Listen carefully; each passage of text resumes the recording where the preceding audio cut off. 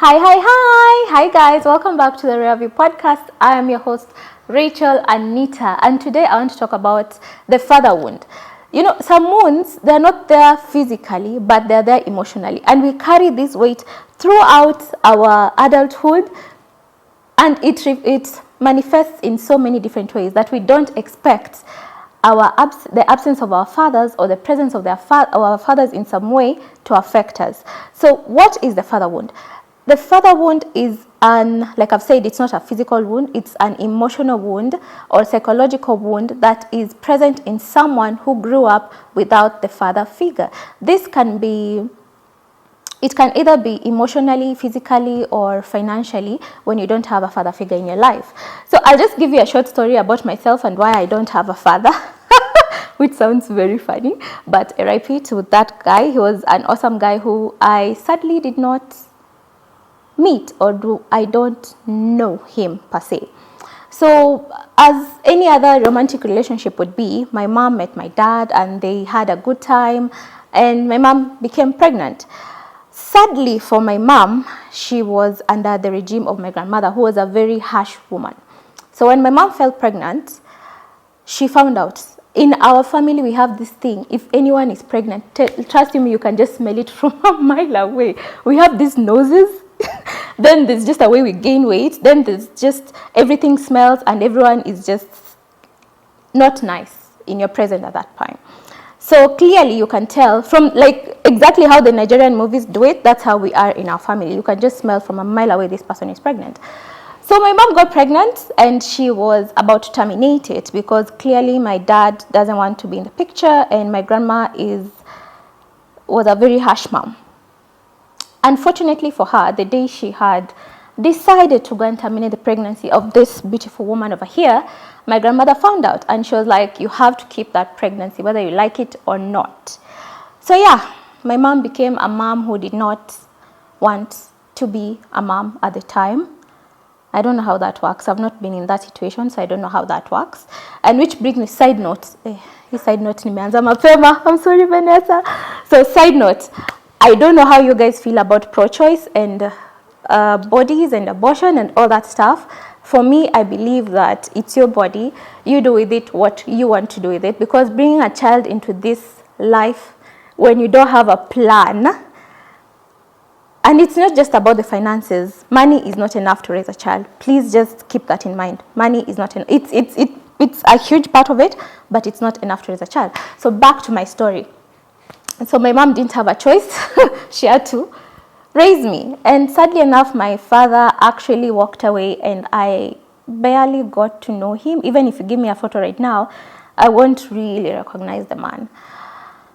And you would ask, Anita, how did this shape you as a human being? Number one, I'm very evasive. If you have met me anywhere on this planet, I'm very evasive. I hate confronting people.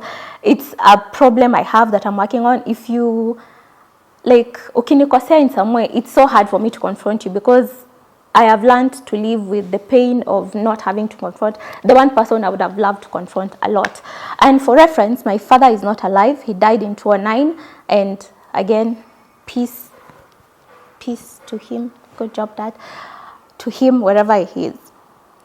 Number two, apart from being very evasive, I'm a very independent person, which I used to think it's a good thing. I really used to think like if you can do everything on your own, you're awesome.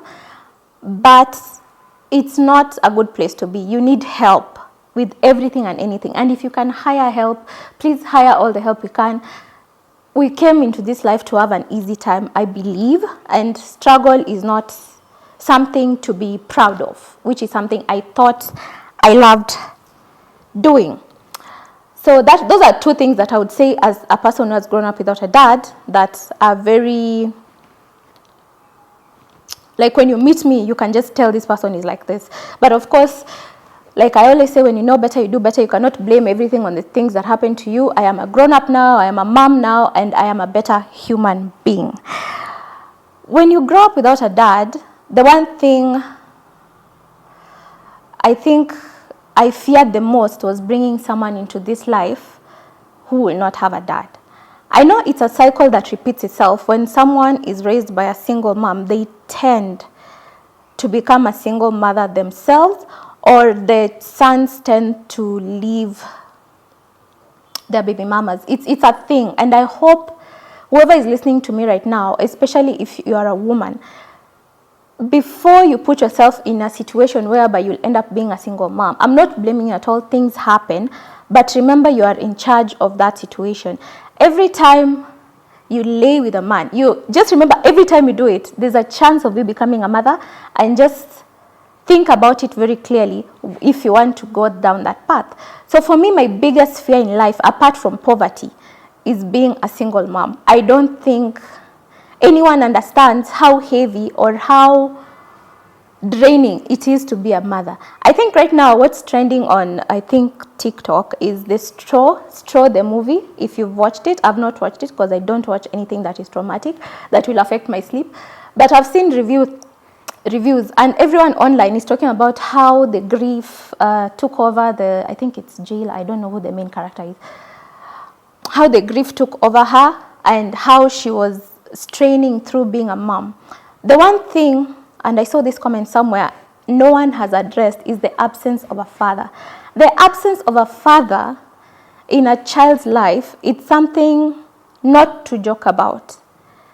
I can relate to it with my daughter, who was a very caring dad. Because, like I told you, apart from poverty, I really fear being a single mom. So one of the criteria while I was dating up to getting married is that, is this person going to be a great dad? And sometimes as a woman, you're torn between the choice of a great partner or a great dad. And I wouldn't say choose either, because a great partner will always become a better dad. But I hope that's the truth for everyone. I know it's not the truth for everyone, but I hope it's the truth for everyone. So like I was talking about my own daughter, my own family.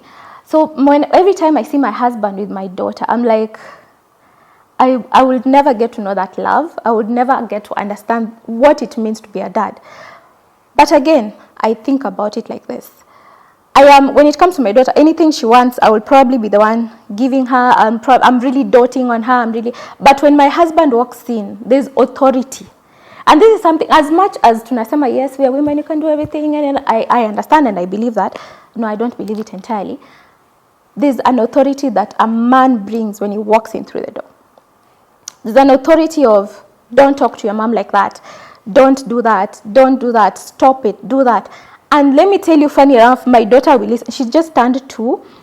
And if I tell her, Roro, don't do this, Roro, she'll run around. She'll just be like, no.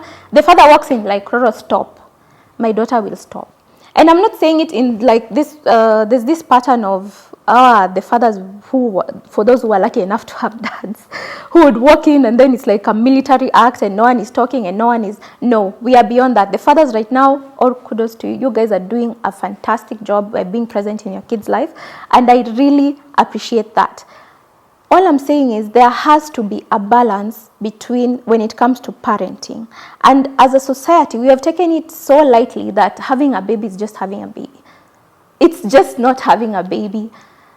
I am still in therapy over things that I cannot face as a 30-year-old woman simply because my father was not in the picture.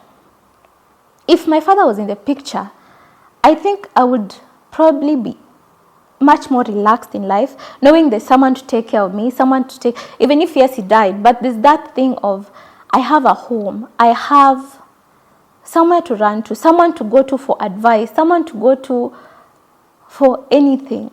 Sadly enough, we've really encouraged the baby mama culture, which I know someone is going to haunt me for. We have encouraged it. As a society, we have encouraged it.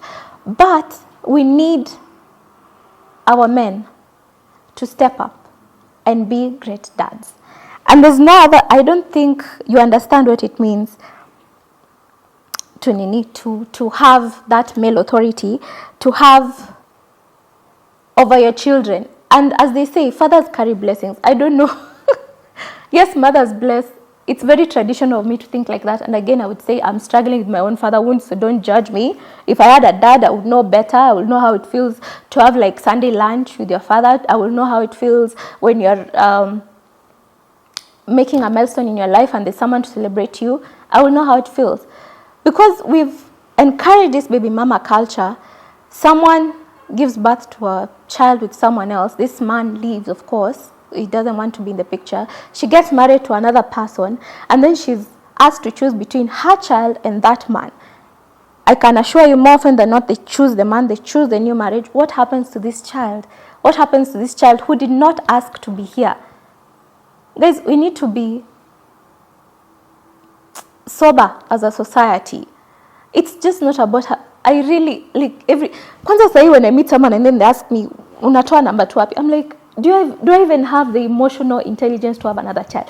Do people ask themselves, okay, yes, you've given birth, the child is healthy, and do you know the emotional wounds you're giving this child?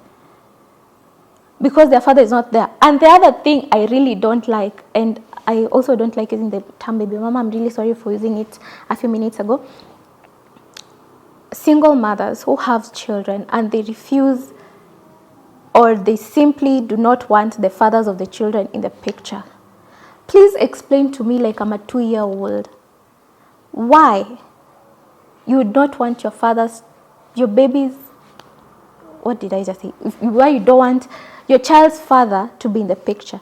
I have had a conversation with a few single mothers, and sometimes the resentment you have towards that man, which is true. Anyone can resent someone for walking away when they were pregnant. I don't deny that. But we cannot shift the blame to the man every time something like that happens. Hey, I feel like I'm saying something that won't resonate with so many people. But this is my view. You did the act. You knew the consequences. Did you ask this man, do you want to be a father? You did not. You get pregnant, then you assume like a 22-year-old guy will suddenly become a father out of the blues just because you became pregnant.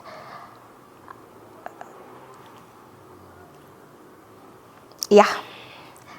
When someone gets that news, it's not an easy thing to relate with. It's not an easy thing. So for some people, they'll get shocked. They'll walk out of your life. And maybe 5-10 years later, they want to come back. Or even 2 months later, they've changed their mind. They want to be back in their children's life.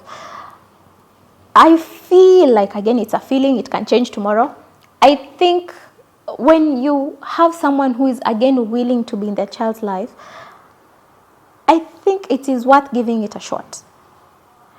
Because when you grow up without a dad, and then you're seeing your father outside there with someone else, giving them all that love, all that whatever, and you simply cannot meet your father because your mother was angry at your father, it is a sad state of events. For me, I would say. Because I would assume maybe my mom also got mad at my dad. That's why I never got to see him till on his deathbed.